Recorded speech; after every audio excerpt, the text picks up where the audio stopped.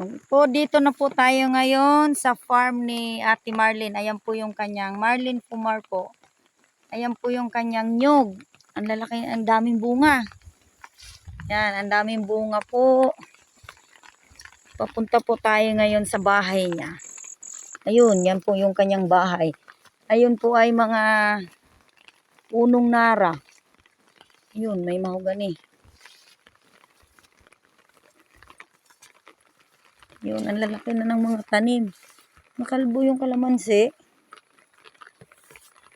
Yun, daming bunga ng nyog. Nyog din dito. Ate Marlene! Tao po.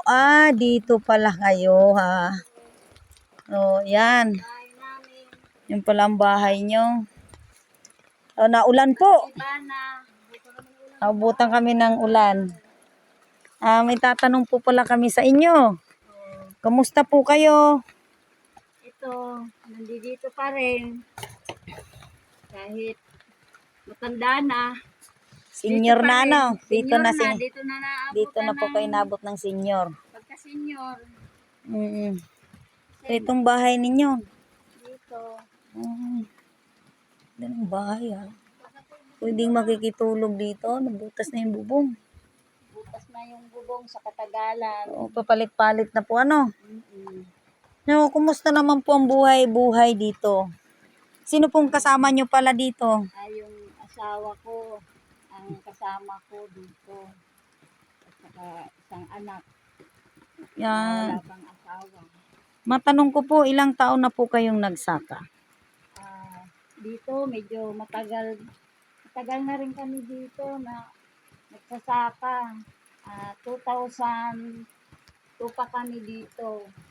2002? 20 years? Hindi pa ako senior. 22 years? Tagal ano? So kaya pala hindi nakakapagtaka. Talagang ang mga tanim ninyo ay ang dami na pong bunga. Ayan, puro nyog, kawayan. Doon sa baba may kawayan eh. Rambutan. Dalandan, may kalamansi, narang. Saan po kayo kumukuha ng inyong pangaraw-araw? Dito po. Dito naman kasi, Nakikilinis. bihira lang mayroon nagpapatabas. Si Mr. ko rin kasi ay senior na rin. Senior na rin. Oo. Saan po kayo kumukuha ng sa mga anak? Nakakaluwag-luwag ang mga anak ko.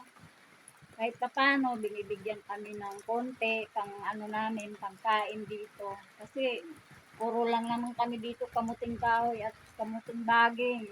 Tapos saging. Yun lang naman. Pamalit bigas ano? Pampalit namin dito ng bigas. Pamalit bigas. Pero okay na po yun. Habang nagkakaedad, yun po ang magandang pagkain. Oo. At dito ay sariwa ang hangin. Yun po ang maganda. Masarap po manirahan dito sa bukid. Maganda po dito kasi presko yung hangin, tapos tahimik. Libreng tubig. Po dito, libre tubig, libre panggatong. Ayun. Yun lang, malayo po sa Kabayanan. Kabayanan, malayo din sa mga anak kasi nagsisipag-aral, nagsisipag-trabaho. Nagtatrabaho na po sila. So, sa ganun po pala ay talagang napakatagal na, 22 years, ano? Opo. Nakakapanghinayang kung ito ay hindi mo magiging sa inyo. So, hilingin po ninyo sa ating Pangulo na sana ay maibahagi na sa inyo ang inyong lupang sinasaka.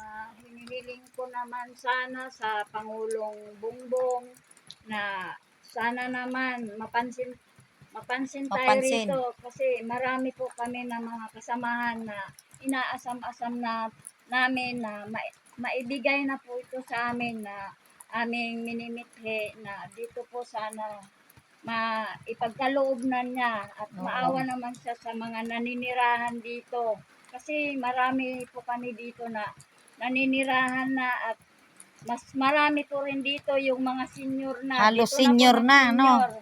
Kasi dito na talaga nagtagal. Hindi pa nakukuha papel. Sana maawa po si Bongbong Marcos, Pangulong ating Pangulo, Bongbong. na mapansin naman kami rito. tayong Ay. lahat Ah, na naninirahan. Yun Tama. lang po. okay po, ano. So, maraming salamat po, Ate Marlene. At kami po inyong pinaunlakan dito sa inyong kubo. At kahit umuulan po, ay nakarating naman kami para paunlakan po kayo.